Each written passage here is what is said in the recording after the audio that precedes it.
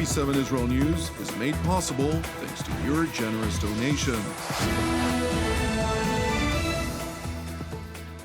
Shalom, Erev Tov, good evening, and welcome to our daily TV7 Israel News Bulletin. The Lebanese army claims to have consolidated its power over Southern Lebanon.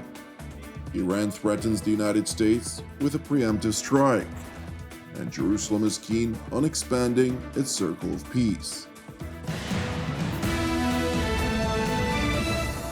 Lebanon has failed to fulfill its obligations under the cessation of hostilities arrangement that was brokered by the Biden administration's special envoy at the time, Amos Hochstein, on November 27th of 2024.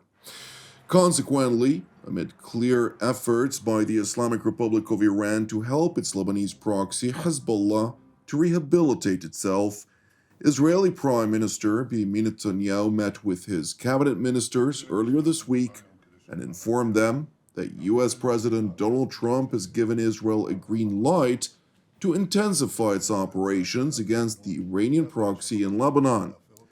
The reported green light comes at the backdrop of separate reports that circulated in recent days in which Israeli officials have been considering the launch of a military campaign in Lebanon that would focus on weakening Hezbollah to a point of no return, which would then render clear reluctance by the Lebanese Armed Forces, or LAF, to confront the Iranian proxy illegitimate.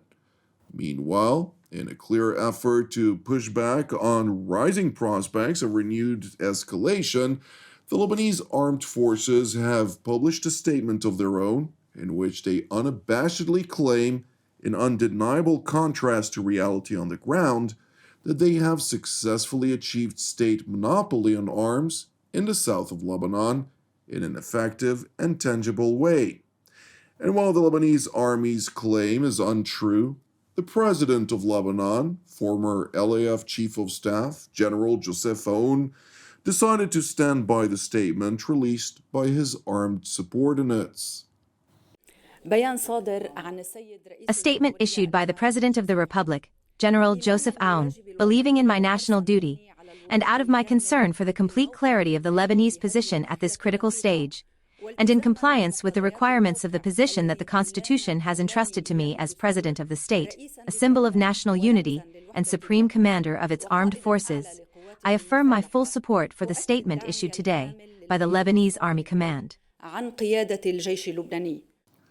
It is interesting to note that the statement preceded a work visit by Iranian Foreign Minister Abbas Araghchi, as part of which Tehran is seeking to ratchet up pressure on the Lebanese government, believing it can push back on international demands for Hezbollah to disarm.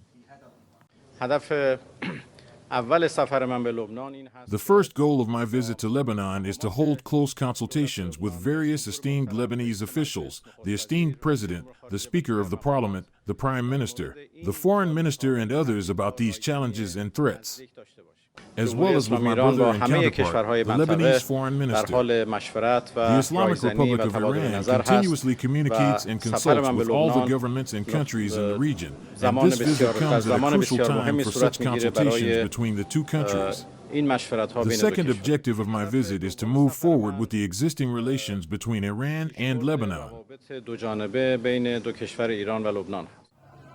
Amid escalating tensions in Iran over nationwide protests that have already seen the Ayatollah regime lose control of three major towns, senior Iranian officials have leveled scathing threats towards the United States.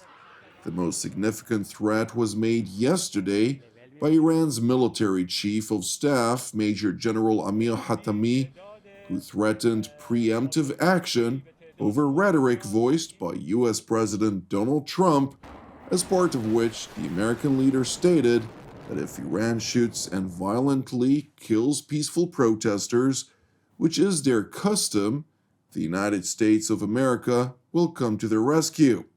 However, despite Iranian threatening attacks against the United States in response, Iranian Foreign Minister Abbas Araghchi stressed that Tehran does not want war. We are ready for any situation. We do not want war, but we are ready for it. We are also ready for negotiations, but negotiations that are based on mutual interests and respect. It is important to note that the negotiations based on mutual interests and respect, which the Ayatollah regime's top diplomat referred to, relates to Iran's continued refusal to negotiate on the joint American-Israeli demand that under any future nuclear deal, Iran would not retain an enrichment program. Meanwhile, despite President Donald Trump's warning about consequences if the Ayatollah regime targets Iranian demonstrators, White House Press Secretary Caroline Leavitt stressed that everyone should take President Trump's remarks seriously. I know that past presidents and past leaders have often ruled things out. They've often been very open about ruling things in and basically broadcasting their foreign policy strategy to the rest of the world, not just to our allies, but most egregiously to our adversaries. That's not something this president does. All options are always on the table for President Trump as he examines what's in the best interests of the United States. But I will just say that the president's first option always has been diplomacy. Again, look at Venezuela. He tried ardently to strike a good deal with Nicolas Maduro, and he told him, I will use the United States military and you will not like it if you don't take such a deal. And look at what happened. With respect to Iran, the president said the same thing, right? He tried to have serious interest in a deal with the Iranian regime with respect to their nuclear capabilities. They were not interested, and so Operation Midnight Hammer happened, which was another remarkable military success under the leadership of this commander-in-chief. So the president keeps his options open, but diplomacy is always the first. Amid heightened tensions in an attempt to calm the situation down, Iranian President Masoud Pezeshkian insisted in a cabinet meeting in Tehran earlier that the fault for the rapidly escalating demonstrations nationwide did not lay with the enemies of the Islamic Republic, rather with failed economic policies that have severely harmed the Iranian people. People are dissatisfied. We are at fault. You are at fault. Do not go after America as the one to blame. Do not go after, I don't know, some other person to blame. It is we who must serve, and they must be satisfied with us. It is we who must properly manage our resources. It is we who must find a way and solve the problem. It is we who must make the effort and find solutions to these problems for them. Residents of Tehran have also voiced frustration with attempts to link the dire economic situation to Israel to include regime supporters. I don't know why we want to link the economic issue to Israel. It's an economic issue. You wake up in the morning and everything is expensive. Dairy is expensive. The dollar is expensive. What does this have to do with Israel? If we want to relate it to Israel, it's because the person who caused the price raise is on the same side as Israel. Otherwise, what does this price hike have to do with Israel to come and stand behind this price hike? While Israel is closely monitoring the situation throughout Iran, it has seemingly limited its official public statements on matters related to the demonstrations raging throughout the Islamic Republic of Iran. In contrast, Jerusalem is keen on expanding its peaceful relations with neighboring countries. In the face of horrific evil after October 7th, Prime Minister Netanyahu promised the people of Israel he will change the Middle East. And the tremendous series of victories Israel achieved by knocking out and obliterating the Iranian terror axis that surrounded us, the Prime Minister is working diligently to translate that into the fruits of peace. We extend our hand in peace to all of our neighbors and call on them to normalize relations with Israel and join the effort to expel Hamas and its supporters from the region. Thank you for watching TV7 Israel News. I would like to start by encouraging you to pray for the people of Iran who are currently undergoing a very dramatic shift, particularly with the vast demonstrations throughout the country, calling for regime change, calling for liberty. Pray also for the peace of Jerusalem and the salvation of Israel.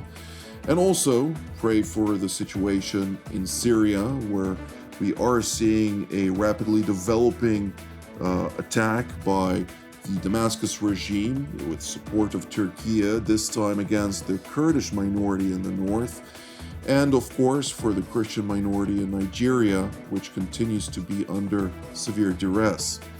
Also, with this, I'd like to take the opportunity to highlight that TV7 Israel is a donation-based organization and ministry, and therefore all of our productions are exclusively reliant on the generosity of viewers just like yourself. Therefore, if you are blessed by our productions and are benefiting from our daily programs, please consider supporting TV7 Israel with a donation. You can do so via our website at www.tv7israelnews.com.